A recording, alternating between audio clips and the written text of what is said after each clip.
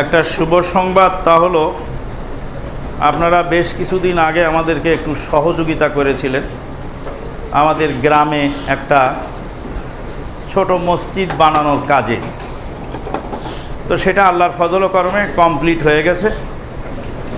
এই বিগত 1 এপ্রিল থেকেই আমরা সেখানে আজান চালু করেছি, আলহামদুলিল্লাহ।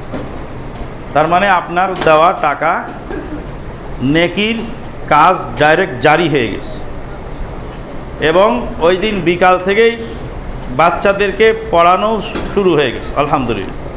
এপ্রিল মাসের 1 তারিখ থেকে আমাদের বাজেট ছিল 1.5 লক্ষ টাকা। 1.5 লক্ষ টাকা হলে আমরা কাজটা মোটামুটি কমপ্লিট করতে পারব। তা আপনারা যা দিয়েছিলেন তাতে 50 আপ, 55 বা 54, 55 এরকম হবে, 50 আপ। অনেকেই আরও দিতে চেয়েছিলেন বা অনেকে আশা পোষণ করেছিলেন।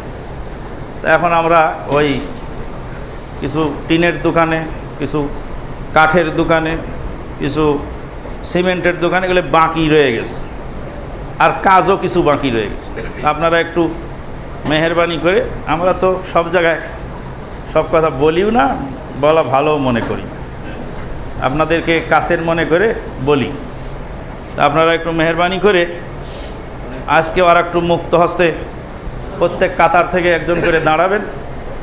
আর যারা মোটামুটি দিতে পারেন প্রত্যেক কাতার থেকে একজন করে দাঁড়ান। আমাদের বাড়ির সামনে আমাদের একটা নৈশ বিদ্যালয় ছিল, যেটা আমার আব্বা চাচারা মিলে চালু করেছিলেন।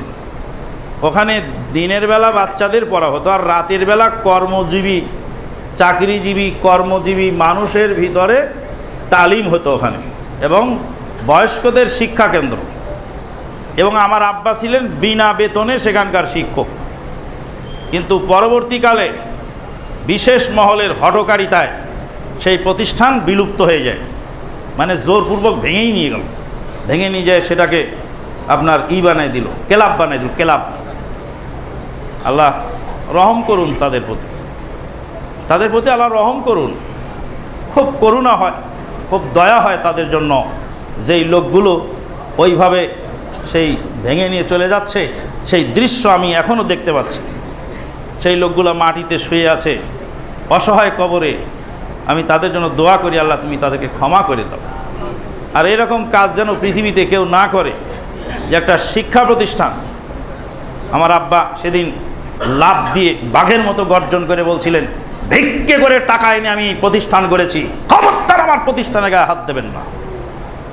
তখন বলছিল তোকে জবাই করে ওই পিয়ারা গাছে লটকে খাল খেলে ফেল। তখন আমার দাদি পা জড়িয়ে ধরে আমার আব্বাকে ফিরায় নিয়ে এসেছিল। একটু সচক্ষে আমি সে দৃশ্যগুলি দেখতে পাচ্ছি, মনে হচ্ছে কালকের ঘটনা। যাই হোক, সে প্রতিষ্ঠান এখন দাঁড়িয়ে গেছে, পুনরায় আল্লাহ চালু করার তৌফিক দিয়েছেন, আলহামদুলিল্লাহ। খুব ভালো লেগেছে, আলহামদুলিল্লাহ। আপনাদের দেখে ভালো লাগবে। ওটা আমি ওই যে ইয়েতে আমার মোবাইলে আছে, একসময় আপনারা দেখবেন যে বাচ্চারা পড়তেছে। আর প্রতিষ্ঠান খুব সুন্দর, মানে টিন দিয়েই করেছি, কিন্তু খুব চমৎকার হয়েছে। তো যাই হোক, আল্লাহ আপনাদের দানকে কবুল করুন, আল্লাহুম্মা আমিন।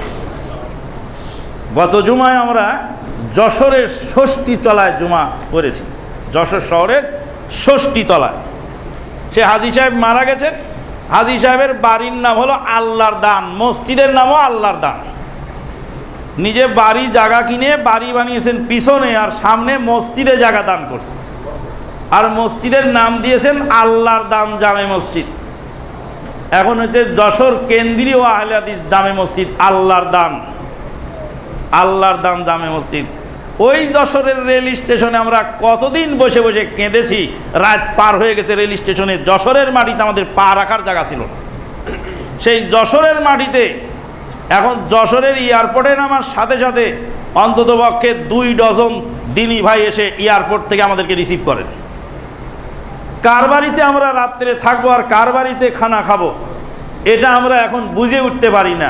যশোরের পরিবেশ আল্লাহর ফজল এতটা চেঞ্জ হয়েছে। গত জুমায় ওখানে খুতবা দেওয়ার পরে মসজিদের দোতলার কাজ চলছে। আবেদন করার সাথে সাথে 2 ভাই সাথে সাথে বললেন, 2 জন, যে আমরা 1 লাখ 1 লাখ করে 2 লাখ দিয়ে দেবো, আর বাকি 50,000 10,000 করে অনেক টাকা উঠলো। উঠার পরে শেষে যিনি 1 লাখ টাকার প্রথম ঘোষণা দিলেন উনি ডাক্তার মুসলিম উদ্দিন। ওনার বাসায় দুপুরবেলা খাবারের জন্য গেলাম। যাওয়ার পরে বললো যে কমিটির মধ্যে তো একটু কেমন কেমন ভাব, তো কি সমস্যা হয়েছে? তো বললাম আপনি রডটা কিনে দেন।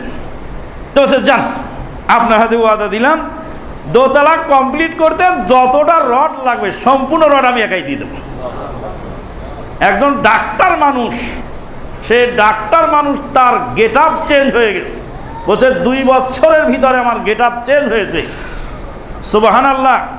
রাতে আমরা প্রোগ্রাম শেষ করে আবার সেই বাড়িতে আসলাম। সপরিবারে তারা যে কি পরিমাণ মেহমানদারি করলেন কল্পনা করা যাবে। আপনাদেরকে তারা সালাম বলেছেন, ওনারা আপনাদেরকে সালাম বলেছেন। মাঝে মাঝে একটু ছাড় দেওয়া লাগে, বিভিন্ন জায়গাতে দাওয়াতি কাজ হচ্ছে, ব্যাপক হারে দাওয়াতি কাজ হচ্ছে। তো সেই এখন সেখানে খবরই দেয়নি। বলছে যে আপনি যে খুতবা দিবেন আমরা কাউকে খবর দেইনি। বলতে খবর দিলে রোডঘাট জাম হয়ে যাবে, আমরা জায়গা দিতে পারবো না, নিয়মিত মুসল্লিরই জায়গা হয় না, তা আমরা খবর দিয়ে কি করব? খবর দিলে বিপদে পড়তে হবে। এবং মহিলাদের ব্যবস্থা সেখানে হচ্ছে না, ব্যবস্থা এখন করা হচ্ছে আলহামদুলিল্লাহ।